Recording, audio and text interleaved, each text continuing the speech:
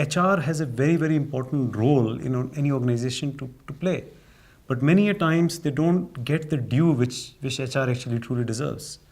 That's because many a times lack of strategic approach. Strategic approach is not adopted by many organizations. So very important aspect of the strategic approach that I'm talking about for HR is the fact that people, which is part of HR, people have to be aligned with operations and strategy.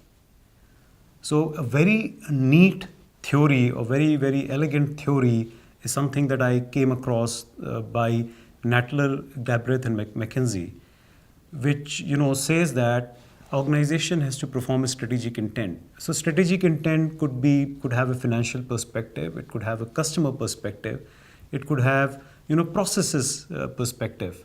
So whatever the centricity or perspective or it could be a combination of several perspectives.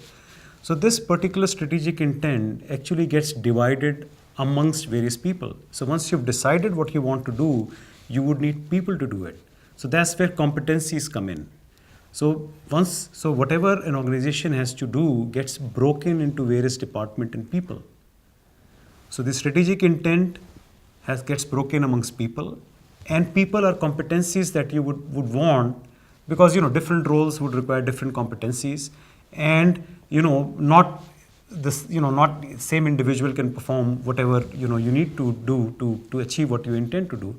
So you need to have gradations, and you need to have the right kind of competencies to perform the role that you're planning to perform. Once you've got competencies in place, you want consequences. Consequences is essentially a decision to drive certain behavior. How do you drive a particular behavior in your competencies? That gets defined through consequences. This is, the flow for this would be, performance management and things like that, where people exactly know what their perspective is, and there is a clear consequences which are drawn for them. So once you've got the right competencies, they know exactly what they need to do. You need governance. Governance is a structure that you create to ensure that competencies are there, they are doing what they need to do, and there is a proper line of command which is ensuring that strategic intent is being achieved. So now that the organization has got the competencies, they have also driven behavior of these competencies to a particular direction aligned to their strategic intent by defining the right consequences.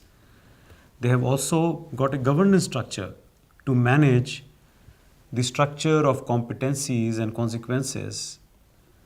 This is not enough. Now they have to move for change management, because an organization is always dynamic in nature.